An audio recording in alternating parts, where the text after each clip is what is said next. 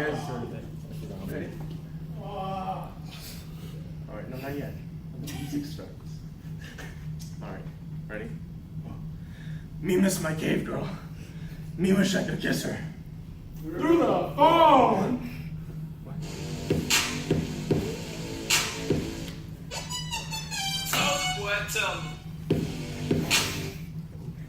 Who are you? We're from the future. How do I know? Here's proof, my man. Here's your script. Straight? Yeah. Oh, that's flat paper. Very cool. Oh.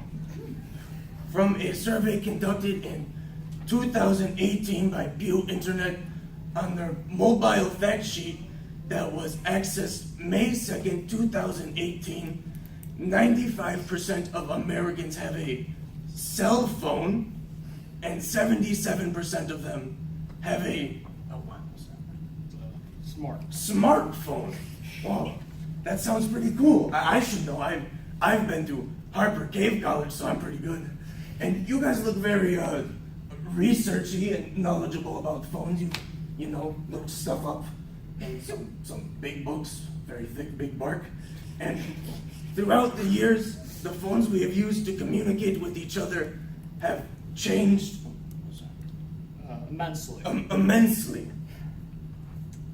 Well, I'm here to tell you about the candlestick phone. I'm gonna tell you about the rotary dial phone. I'm going to tell you about the mobile phone. I'm here to tell you about the smartphone. Well, those all sound pretty cool. Let's start with you, Mr. Funny Hat Man. The candlestick phone, according to a post from oldtelephones.com, accessed May 7th, 2018, was patented by Alexander Graham Bell in 1892. Although phones had been around since the 1870s, the first one, also patented by Alexander Graham Bell, they didn't really become popular for household usage until the release of the candlestick phone. Its predecessor, the wall-mounted phone, just didn't have the same lure to it. The wall-mounted phone, as implied from its name, was mounted on the wall, and that was shocking. And the candlestick phone, you guys won't believe this, I didn't either when I first heard it, was not mounted on the wall. Yes, I too was just as shocked. Many scientists in the day didn't think this was even possible, yet here it was. With this design improvement, the user could talk on the phone and pace around, very relaxing. They could pick up the phone, go to the room next door, and very discreetly gossip about the other people in the other room. It was truly marvelous for its time. To operate this fine piece of machinery, you would first remove the receiver off the switch hook. By doing so, you would complete a circuit connecting you to a line. From there, you would talk to an operator, and you would tell the operator who you wanted to talk to. Then they would physically connect your line to their line. From there, you could chat away all day to your heart's content. When you were finished, say your farewells, and put the receiver back onto the switch hook, disconnecting the circuit, ending your call. Due to its uniqueness, it quickly became very popular in America and became a household necessity. At its peak in the early 1900s, there were over 3 million candlestick phones in America. Overall, the candlestick phone was truly revolutionary for its time. Wow, that's a lot of phones. But I mean, what if I didn't want to talk to an operator to call someone? What if I wanted to make secret phone call without someone knowing? What do I do? Well, if patience isn't your thing, Mr. Caveman, the rotary dial phone has had a quicker and more convenient connection. No more need for operators. The rotary dial phone was also the earliest use-controlled phone to be mass-produced after the high demand after the Second World War, which is a big battle between other cavemen. Other caves. Yep. All the caves. Yep. That means that more people were allowed to stay connected within minutes. So how does it work? According to HowItWorksDaily.com, access May 2nd, 2018, the phone works on a pulse-based system. The frequency of pulses is determined by the number on the dial, which the caller selects with his finger manually, and a recoil spring returns it to the starting position, causing an uprise in strong index fingers. That's pretty cool. But I mean, what if I wanted to call somewhere other than my cave? You know, I'm on a hunt. I want to keep it somewhere on my body so I can call someone and see how they're doing if they found dinner tonight. Then you would want to use a mobile phone. Yeah. I come to you from the wonderful era of the 90s, when mobile phones were just starting to become a common accessory. I'm really glad to see you all exist because Y2K has really been weighing on my brain.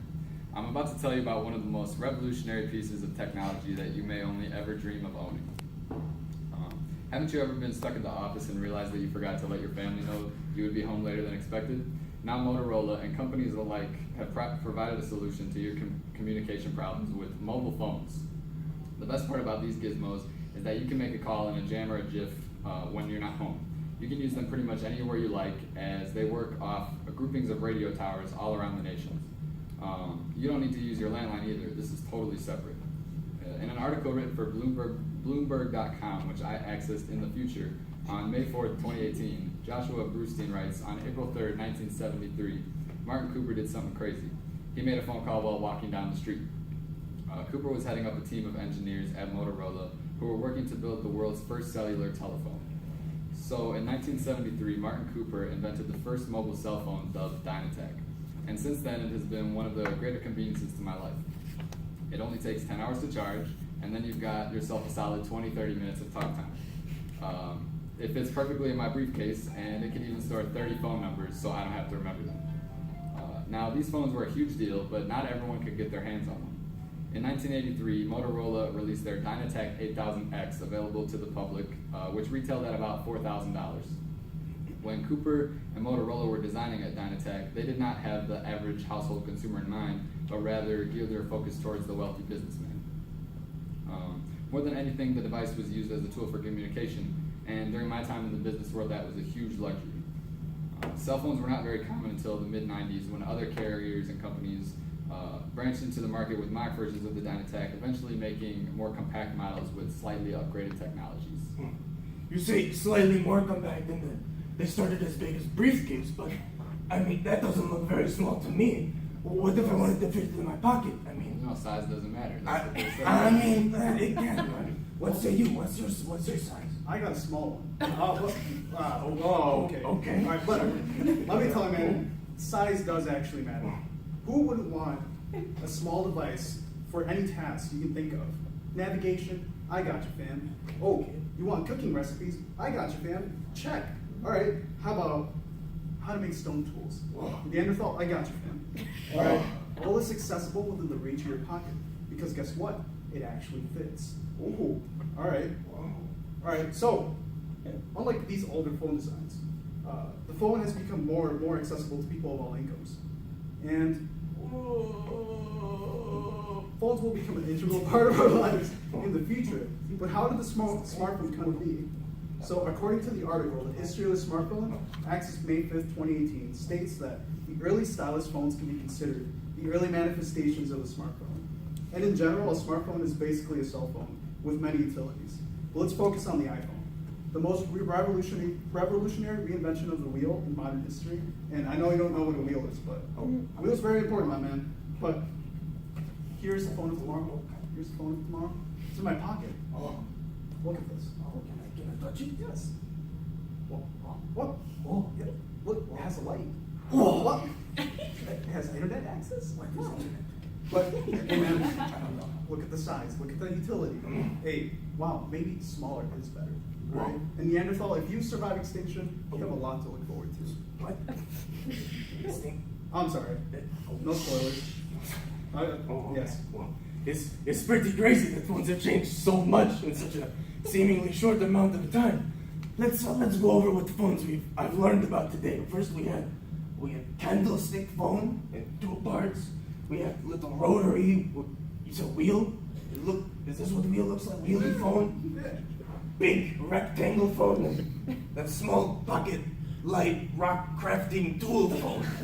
Now that I've learned all of this and you've taught me so much, where you guys to now? Where you go? What? Back to the future. Oh, can I come with? One of those insurance companies needs a job. What? For a Neanderthal looking guy. What? Yeah. Let's go. Come on. Sure. Oh, is that future song? Is that What's up?